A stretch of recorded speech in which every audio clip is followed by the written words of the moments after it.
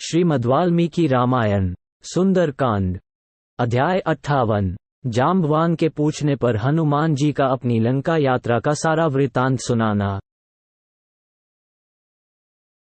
तदनंतर हनुमान आदि महाबली वानर महेंद्रगिर के शिखर पर परस्पर मिलकर बड़े प्रसन्न हुए।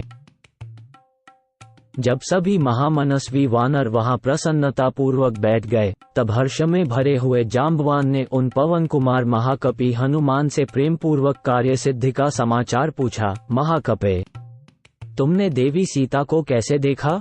वे वहां किस प्रकार रहती हैं? और क्रूरकर्मा दशानन उनके प्रति कैसा बर्ताव करता है? ये सब बातें तुम हमें ठीक ठीक बताओ। 2-4 तुमने देवी सीता को किस प्रकार ढूंढ निकाला और उन्होंने तुमसे क्या कहा? इन सब बातों को सुनकर हम लोग आगे के कार्यक्रम का निश्चित रूप से विचार करेंगे। वहां किष्किंधा में चलने पर हम लोगों को कौन सी बात कहनी चाहिए और किस बात को गुप्त रखना चाहिए? तुम बुद्धिमान हो, इसलिए तुम ही इन सब बातों पर प्रकाश डालो। जाम्बवान के इस प्रकार पूछने पर हनुमान जी के शरीर में रोमांच हो आया। उन्होंने सीता देवी को मन ही मन मस्तक झुकाकर प्रणाम किया और इस प्रकार कहा, मैं आप लोगों के सामने ही समुद्र के दक्षिण तट पर जाने की इच्छा से सावधान हो महेंद्र पर्वत के शिखर से आकाश में उछला था। आगे बढ़ते ही मैंने देखा एक परम मनोहर दिव्य सुवर्णमय शिखर प्रकट हुआ है, जो मेरी राह रोक कर खड़ा है। वो मेरी यात्रा के लिए भयानक विघ्न सा प्रतीत हुआ। मैंने उसे मूर्तिमान विघ्न ही माना।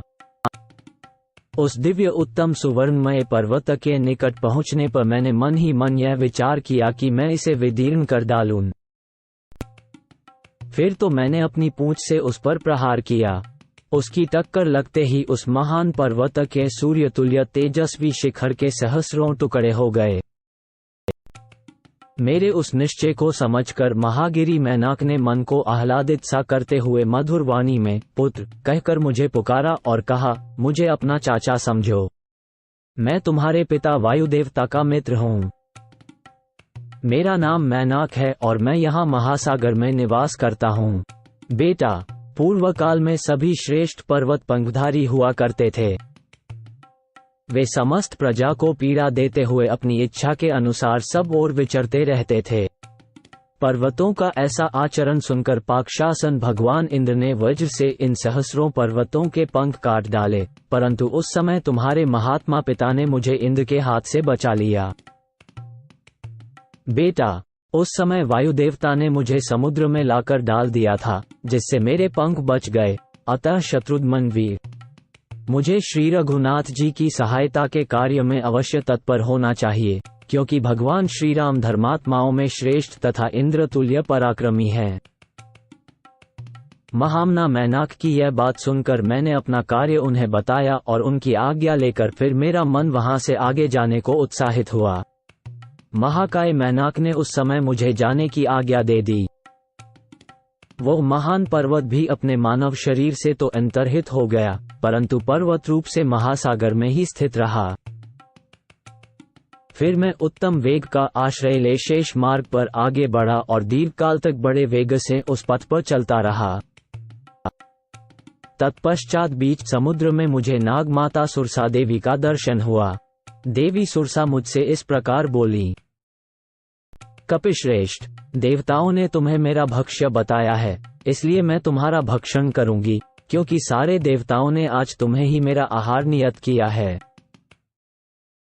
सुरसा के ऐसा कहने पर मैं हाथ जोड़कर विनीत भाव से उसके सामने खड़ा हो गया और उदास मुख होकर यूं बोला, देवी, शत्रुओं को संताप देने वाले दशरथ नंदन श्रीमान राम अपने भाई लक्ष्मण और पत्नी सीता के साथ दंडकारण्य में आए थे।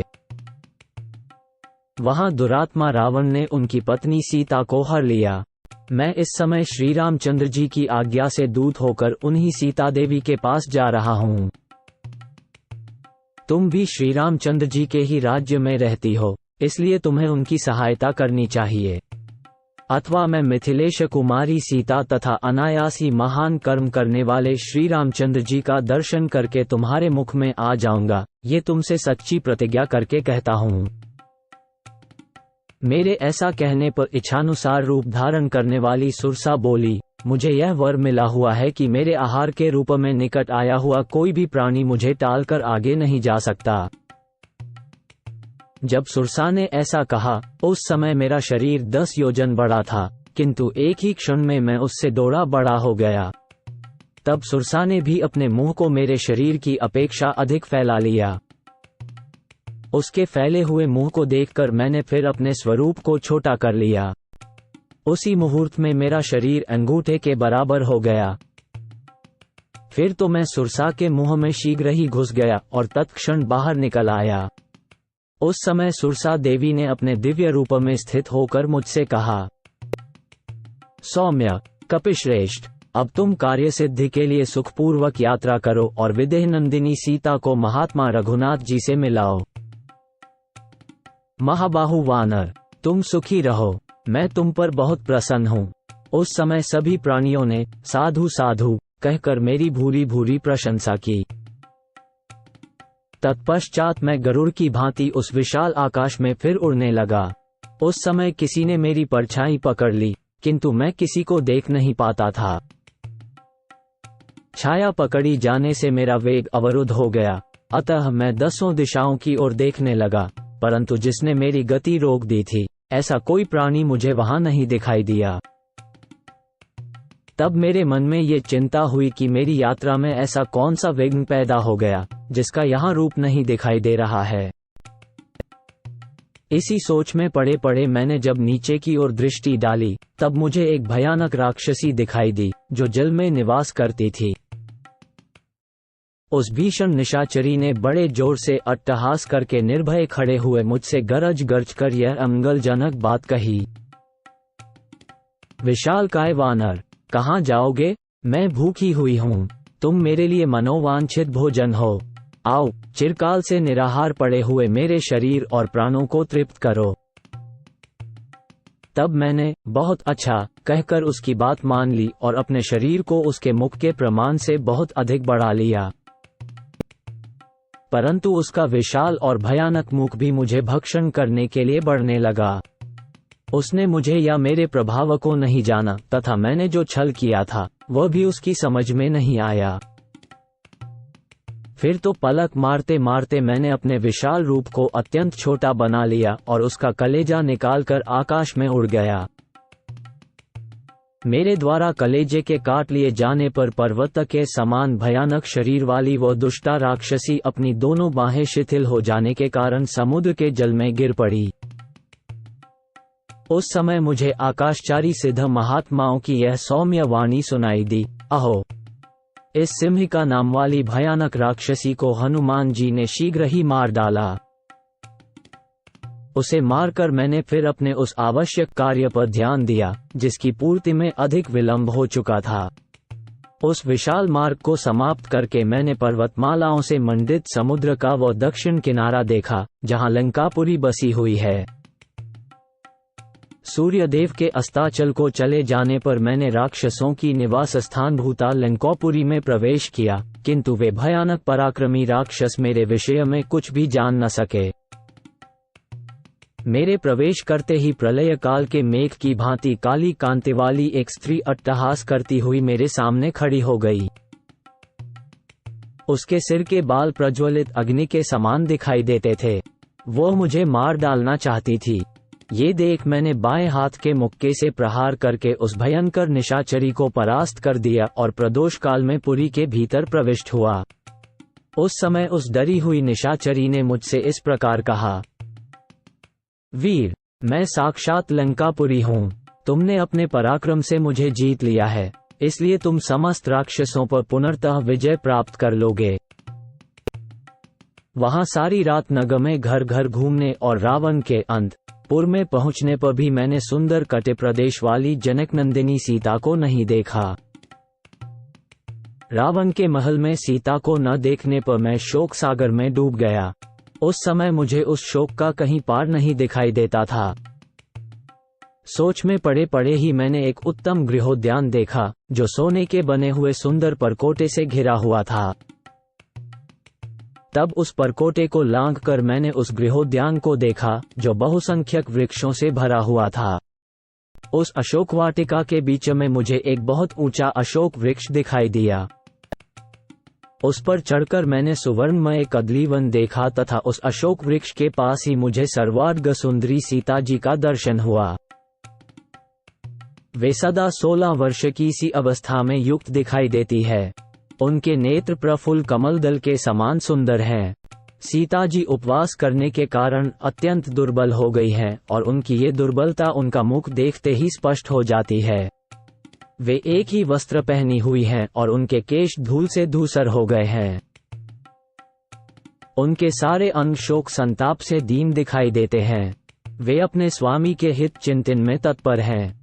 रक्त मांस का भोजन करने वाली क्रूर एवं कुरूप राक्षसियां उन्हें चारों ओर से घेरकर उनकी रखवाली करती हैं, ठीक उसी तरह जैसे बहुत सी बाघिनें किसी हरिणी को घेरे हुए खड़ी हों। मैंने देखा वे राक्षसियों के बीच में बैठी थीं और राक्षसियां उन्हें बारंबार धमका रही थीं।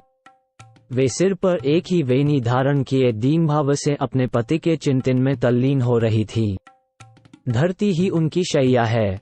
जैसे हेमंत ऋतु आने पर कमलिनी सूखकर श्रीहीन हो जाती है, उसी प्रकार उनके सारे अंग कांतिहीन हो गए हैं। रावण की ओर से उनका हार्दिक भाव सर्वथा दूर है। वे मरने का निश्चय कर चुकी हैं। उसी अवस्था में मैं किसी तरह शीघ्रतापूर्वक मृगनयनी सीता के पास पहुंच सका। वैसी अवस्था में पड़ी हुई उन यशस्विनी नारी श्रीराम पत्नी सीता को अशोक वृक्ष के नीचे बैठी देख मैं भी उस वृक्ष पर स्थित हो गया और उन्हें वहीं से निहारने लगा। इतने ही में रावण के महल में करधनी और नूपुरों की झंकार से मिला हुआ अधिक गंभीर कोलाहल सुनाई पड़ा। फिर तो मैंने अत्यंत उद्विग्न होकर अपने स्वरूप को समेट लिया, छोटा बना लिया और पक्षी के समान उस गहन शिंशपा अशोक वृक्ष में छिपा बैठा रहा। इतने ही में रावण की स्त्रियां और महाबली रावण ये सब के सब उस स्थान पर आ पहुंचे जहां सीता देवी विराजमान थी। राक्षसों के स्वामी रावण को देखते ही सुंदर कटे प्रदेश वाली सीता अपनी जांघों को सिकोड़कर और उभरे हुए दोनों स्तनों को भुजाओं से ढककर बैठ गईं। वे अत्यंत भयभीत और उद्विग्न होकर इधर उधर देखने लगी। उन्हें कोई भी अपना रक्षक नहीं दिखाई देता था। भय से कांपती हुई अत्यंत दुखीनी तपस्विनी सीता के सामने जा दशमुख रावण नीचे सिर किए उनके चरणों में गिर पड़ा और इस प्रकार बोला, विदेह कुमारी, मैं तुम्हारा सेवक हूँ, तुम मुझे अधिक आदर दो। इतने पर भी अपने प्रति उनकी उपेक्षा देख वह कुपित होकर बोला, गर्वीली सीते, यदि तू घमंड में आकर मेरा अभिनंदन नहीं करेगी तो आज से 2 महीने के बाद मैं तेरा खून पी जाऊंगा। दुरात्मा रावण की यह बात सुनकर सीता ने अत्यंत कुपित हो यह उत्तम वचन कहा। नीच निशाचर, अमित तेजस्वी भगवान श्रीराम की पत्नी और इक्ष्वाकु कुल के स्वामी महाराज दशरथ की पुत्रवधू से यह न कहने योग्य बात कहते समय तेरी जीभ क्यों नहीं गिर गई? दुष्ट पापी, तुझ में क्या पराक्रम है? मेरे पतिदेव जब निकट नहीं थे तब तू उन महात्मा की दृष्टि से छिपकर चोरी चोरी मुझे हर लाया। तू भगवान श्रीराम की समानता नहीं कर सकता। तू तो उनका दास होने योग्य भी नहीं है। श्री रघुनाथ जी सर्वथा अजेय, सत्यभाषी, शूरवीर और युद्ध के अभिलाषी एवं प्रशंसक हैं। जनक नंदिनी के ऐसी कठोर बात कहने पर दशमुख रावण चिता में लगी हुई आग की भांति सहसा क्रोध से जल उठा और अपनी क्रूर आंखें फाड़ फाड़ कर देखता हुआ दाहिना मुक्का तानकर मिथिलेश कुमारी को मारने के लिए तैयार हो गया। ये देख उस समय वहां खड़ी हुई स्त्रियां हाहाकार करने लगी। इतने ही में उन स्त्रियों के बीच से उस दुरात्मा की सुंदरी भार्या मंदोदरी झपट कर आगे आई और उसने रावण को ऐसा करने से रोका। साथ ही उस कामपीड़ित निशाचर से मधुर वाणी में कहा, 74, 77 महेंद्र के समान पराक्रमी राक्षसराज, सीता से तुम्हें क्या काम है? आज मेरे साथ रमण करो। जनक नंदिनी सीता मुझसे अधिक सुंदरी नहीं है। प्रभो, देवताओं, गंधर्वों और यक्षों की कन्याएं हैं, इनके साथ रमण करो। सीता को लेकर क्या करोगे? तदनंतर वे सब स्त्रियां मिलकर उस महाबली निशाचर रावण को सहसा वहां से उठाकर अपने महल में ले गईं। दशमुख रावण के चले जाने पर विकराल मुख वाली राक्षसियां अत्यंत दारुण क्रूरतापूर्ण वचनों द्वारा सीता को डराने धमकाने लगीं। परंतु जानकी ने उनकी बातों को तिनके के समान तुच्छ समझा। उनका सारा गर्जन तर्जन सीता के पास पहुंचकर व्यर्थ हो गया। इस प्रकार गर्जना और सारी चेष्टाओं के व्यर्थ हो जाने पर उन मांसभक्षिणी राक्षसियों ने रावण के पास जाकर उसे सीता जी का महान निश्चय कह सुनाया। फिर वे सब की सब उन्हें अनेक प्रकार से कष्ट दे हताश तथा उद्योग शून्य हो निद्रा के वशीभूत होकर सो गईं। उन सब के सो जाने पर पति के हित में तत्पर रहने वाली सीता जी करुणापूर्वक विलाप कर अत्यंत दीन और दुखी हो शोक करने लगी। उन राक्षसियों के बीच से त्रिजटा नाम वाली राक्षसी उठी और अन्य निशाचारियों से इस प्रकार बोली, अरे तुम सब अपने आप को ही जल्दी जल्दी खा जाओ, कजरारे नेत्रों वाली सीता को नहीं। ये राजा दशरथ की पुत्रवधू और जनक की लाडली सती साध्वी सीता इस योग्य नहीं है। आज अभी मैंने बड़ा भयंकर तथा रोंगटे खड़े कर देने वाला स्वप्न देखा है। वह राक्षसों के विनाश तथा इन सीता देवी के पति की विजय का सूचक है। ये सीता ही श्री रघुनाथ जी के रोष से हमारी और इन सब राक्षसियों की रक्षा करने में समर्थ हैं। अतः हम लोग विदेह नंदिनी से अपने अपराधों के लिए क्षमा याचना करें, यही मुझे अच्छा लगता है। यदि किसी दुखिनी के विषय में ऐसा स्वप्न देखा जाता है तो वह अनेक विध दुखों से छूटकर परम उत्तम सुख पाती है। राक्षसियों, केवल प्रणाम करने मात्र से मिथिलेश कुमारी जानकी प्रसन्न हो जाएंगी और ये महान भय से मेरी रक्षा करेंगी। तब लज्जावती बाला सीता पति की विजय की संभावना से प्रसन्न हो बोली, यदि यह बात सच होगी तो मैं अवश्य तुम लोगों की रक्षा करूंगी। कुछ विश्राम के पश्चात मैं सीता की वैसी दारुण दशा देखकर बड़ी चिंता में पड़ गया। मेरे मन को शांति नहीं मिलती थी। फिर मैंने जानकी जी के साथ वार्तालाप करने के लिए एक उपाय सोचा। पहले मैंने इक्ष्वाकु वंश की प्रशंसा की। राजर्षियों की स्तुति से विभूषित मेरी वह वाणी सुनकर देवी सीता के नेत्रों में आंसू भर आया और वे मुझसे बोलीं, कपिश्रेष्ठ, तुम कौन हो? किसने तुम्हें भेजा है? यहाँ कैसे आए हो? और भगवान श्री राम के साथ तुम्हारा कैसा प्रेम है? ये सब मुझे बताओ। उनका वह वचन सुनकर मैंने भी कहा, देवी, तुम्हारे पतिदेव श्री राम के सहायक एक भयंकर पराक्रमी बलविक्रम संपन्न महाबली वानर राज हैं, जिनका नाम सुग्रीव है। उन्हीं का मुझे सेवक समझो।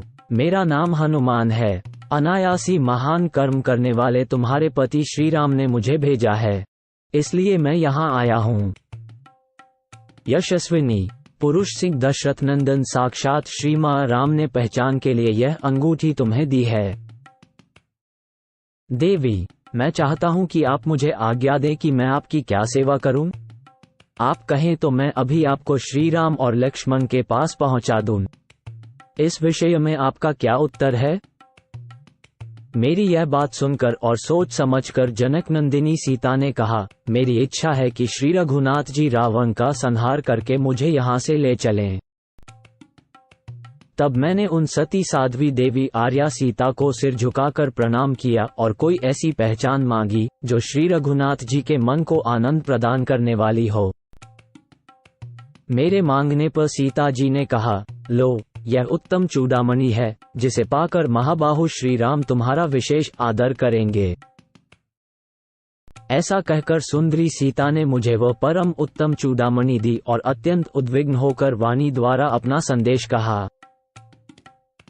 तब मन ही मन यहाँ आने के लिए उत्सुक हो एकाग्रचित होकर मैंने राजकुमारी सीता को प्रणाम किया और उनकी दक्षिणावर्त परिक्रमा की। उस समय उन्होंने मन से कुछ निश्चय करके पुनः मुझे उत्तर दिया, हनुमान, तुम श्री रघुनाथ जी को मेरा सारा वृत्तांत सुनाना और ऐसा प्रयत्न करना जिससे सुग्रीव सहित वे दोनों वीर बंधु श्री राम और लक्ष्मण मेरा हाल सुनते ही अविलंब यहाँ आ जाए। यदि इसके विपरीत हुआ तो 2 महीने तक मेरा जीवन और शेष है। उसके बाद श्री रघुनाथ जी मुझे नहीं देख सकेंगे, मैं अनाथ की भांति मर जाऊंगी। उनका ये करुणाजनक वचन सुनकर राक्षसों के प्रति मेरा क्रोध बहुत बढ़ गया। फिर मैंने शेष बचे हुए भावी कार्य पर विचार किया। तदनंतर मेरा शरीर बढ़ने लगा और तत्काल पर्वत के समान हो गया। मैंने युद्ध की इच्छा से रावण के उस वन को उजाड़ना आरंभ किया। जहां के पशु और पक्षी घबराए और डरे हुए थे, उस उजड़े हुए वनखंड को वहां सोकर उठी हुई विकराल मुख वाली राक्षसियों ने देखा। उस वन में मुझे देखकर वे सब इधर उधर से जुट गईं और तुरंत रावण के पास जाकर उन्होंने वन विध्वंस का सारा समाचार कहा। महाबली राक्षसराज, एक दुरात्मा वानर ने आपके बल पराक्रम को कुछ भी न समझकर इस दुर्गम प्रमदावन को उजाड़ डाला है। महाराज, यह उसकी दुर्बुद्धि ही है जो उसने आपका अपराध किया। आप शीघ्र ही उसके वध की आज्ञा दें, जिससे वो फिर बचकर चला न जाए। ये सुनकर राक्षसराज ने अपने मन के अनुकूल चलने वाले किंकर नामक राक्षसों को भेजा, जिन पर विजय पाना अत्यंत कठिन था। वे हाथों में शूल और मुदगर लेकर आए थे। उनकी संख्या 80,000 थी, परंतु मैंने उस वन प्रांत में एक परिघ से ही उन सब का संहार कर डाला। उनमें जो मरने से बच गए, वे जल्दी जल्दी पैर बढ़ाते हुए भाग गए। उन्होंने रावण को मेरे द्वारा सारी सेना के मारे जाने का समाचार बताया। तत्पश्चात मेरे मन में एक नया विचार उत्पन्न हुआ और मैंने क्रोधपूर्वक वहां के उत्तम चैत्य प्रासाद को, जो लंका का सबसे सुंदर भवन था तथा जिसमें 100 खंभे लगे हुए थे, वहां के राक्षसों का संहार करके तोड़फोड़ डाला। तब रावण ने घोर रूप वाले भयानक राक्षसों के साथ, जिनकी संख्या बहुत अधिक थी, प्रहस्त के बेटे जम्बूमलि को युद्ध के लिए भेजा। वह राक्षस बड़ा बलवान तथा युद्ध की कला में कुशल था, तो भी मैंने अत्यंत घोर परिघ से मारकर सेवकों सहित उसे काल के गाल में डाल दिया। ये सुनकर राक्षसराज रावण ने पैदल सेना के साथ अपने मंत्री के पुत्रों को भेजा, जो बड़े बलवान थे, किंतु मैंने परिघ से ही उन सबको यमलोक भेज दिया। सम्रांगन में शीघ्रतापूर्वक पराक्रम प्रकट करने वाले मंत्री कुमारों को मारा गया सुनकर रावण ने 5 शूरवीर सेनापतियों को भेजा।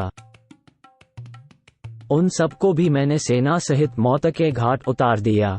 तब दशमुख रावण ने अपने पुत्र महाबली अक्षकुमार को बहुसंख्यक राक्षसों के साथ युद्ध के लिए भेजा। मंदोदरी का वह पुत्र युद्ध की कला में बड़ा प्रवीण था। वह आकाश में उड़ रहा था।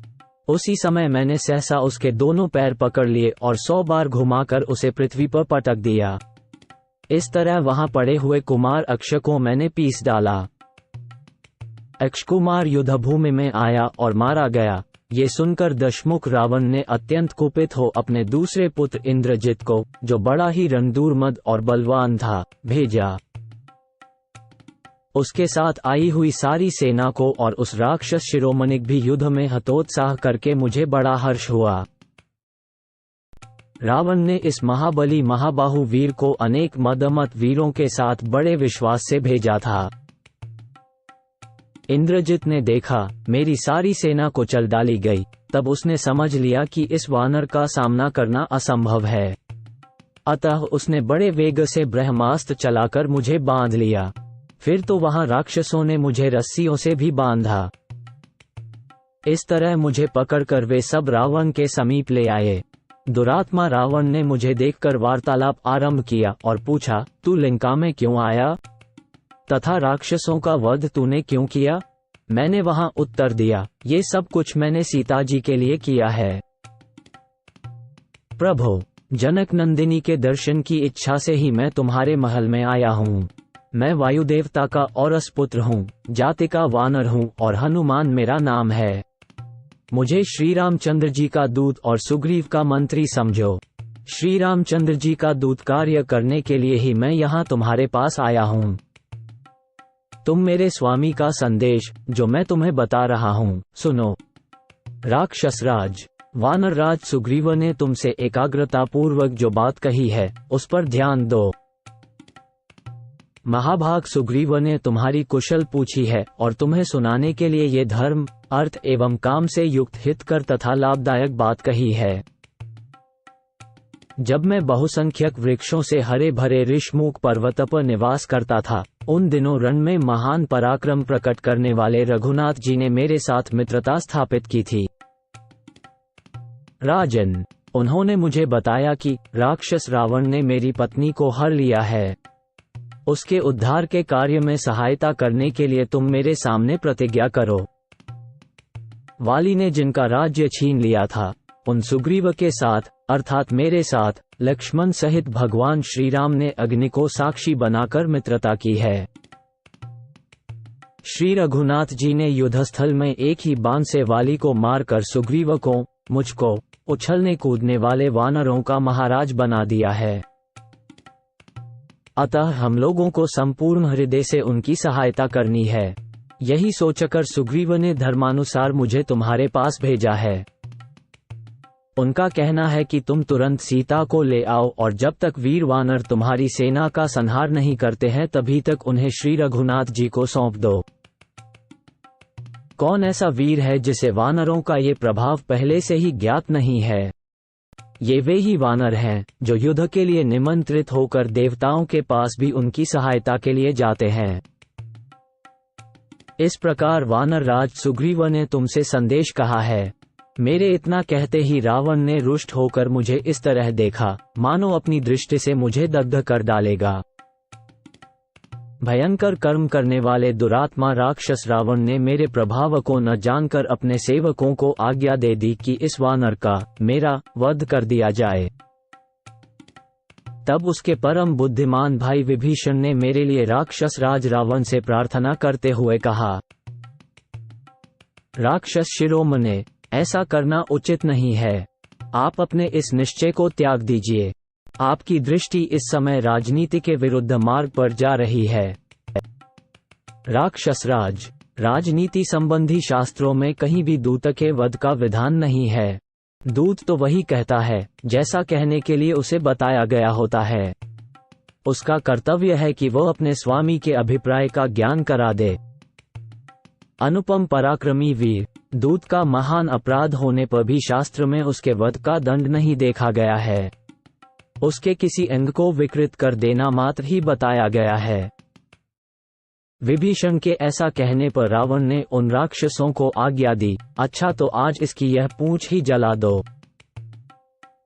उसकी यह आज्ञा सुनकर राक्षसों ने मेरी पूंछ में सब ओर से सुतरी की रस्सियां तथा रेशमी और सूती कपड़े लपेट दिए। इस प्रकार बांध देने के पश्चात उन प्रचंड पराक्रमी राक्षसों ने काठ के डंडों और मुक्कों से मारते हुए मेरी पूंछ में आग लगा दी। मैं दिन में लंकापुरी को अच्छी तरह देखना चाहता था, इसलिए राक्षसों द्वारा बहुत सी रस्सियों से बांधे और कसे जाने पर भी मुझे कोई पीड़ा नहीं हुई। तत्पश्चात नगर द्वार पर आकर वे शूरवीर राक्षस पूंछ में लगी हुई आग से घिरे और बंधे हुए मुझको सड़क पर घुमाते हुए सब ओर मेरे अपराध की घोषणा करने लगे। इतने ही में अपने उस विशाल रूप को संकुचित करके मैंने अपने आप को उस बंधन से छुड़ा लिया और फिर स्वाभाविक रूप में आकर मैं वहां खड़ा हो गया। फिर फाटक पर रखे हुए एक लोहे के परिघ को उठाकर मैंने उन सब राक्षसों को मार डाला। इसके बाद बड़े वेग से कूदकर मैं उस नगर द्वार पर चढ़ गया। तत्पश्चात समस्त प्रजा को दग्ध करने वाली प्रलयाग्नि के समान मैं बिना किसी घबराहट के अट्टालिका और गोपुर सहित उस पुरी को अपनी जलती हुई पूंछ की आग से जलाने लगा। फिर मैंने सोचा, लंका का कोई भी स्थान ऐसा नहीं दिखाई देता है जो जला हुआ न हो। सारी नगरी जलकर भस्म हो गई है, अतः अवश्य ही जानकी जी भी नष्ट हो गई होंगी। इसमें संदेह नहीं कि लंका को जलाते जलाते मैंने सीता जी को भी जला दिया और इस प्रकार भगवान श्री राम के इस महान कार्य को मैंने निष्फल कर दिया। इस तरह शोकाकुल होकर मैं बड़ी चिंता में पड़ गया। इतने ही में आश्चर्ययुक्त वृत्तांत का वर्णन करने वाले चारणों की शुभ अक्षरों से विभूषित यह वाणी मेरे कानों में पड़ी कि जानकी जी इस आग से नहीं जली है। उस अद्भुत वाणी को सुनकर मेरे मन में यह विचार उत्पन्न हुआ, शुभ शकुनों से भी यही जान पड़ता है कि जानकी जी नहीं जली हैं, क्योंकि पूंछ में आग लग जाने पर भी अग्निदेव मुझे जला नहीं रहे हैं। मेरे हृदय में महान हर्ष भरा हुआ है और उत्तम सुगंध से युक्त मंद मंद वायु चल रही है, जिनके फलों का मुझे प्रत्यक्ष अनुभव हो चुका था। उन उत्तम शकुनों, महान गुणशाली कारणों तथा ऋषियों, चारणों की प्रत्यक्ष देखी हुई बातों से भी सीता जी के सकुशल होने का विश्वास करके मेरा मन हर्ष से भर गया। तत्पश्चात मैंने पुनः विदेहनंदिनी का दर्शन किया और फिर उनसे विदा लेकर मैं अरिष्ट पर्वत पर आ गया। वहीं से आप लोगों के दर्शन की इच्छा से मैंने प्रतिप्लवन, दोबारा आकाश में उड़ना आरंभ किया। तत्पश्चात वायु, चंद्रमा, सूर्य, सिद्ध और गंधर्वों से सेवित मार्ग का आश्रय ले यहाँ पहुंचकर मैंने आप लोगों का दर्शन किया है। श्री रामचंद्र जी की कृपा और आप लोगों के प्रभाव से मैंने सुग्रीव के कार्य की सिद्धि के लिए सब कुछ किया है। ये सारा कार्य मैंने वहां यथोचित रूप से संपन्न किया है। जो कार्य नहीं किया है अथवा जो शेष रह गया है वो सब आप लोग पूर्ण करें।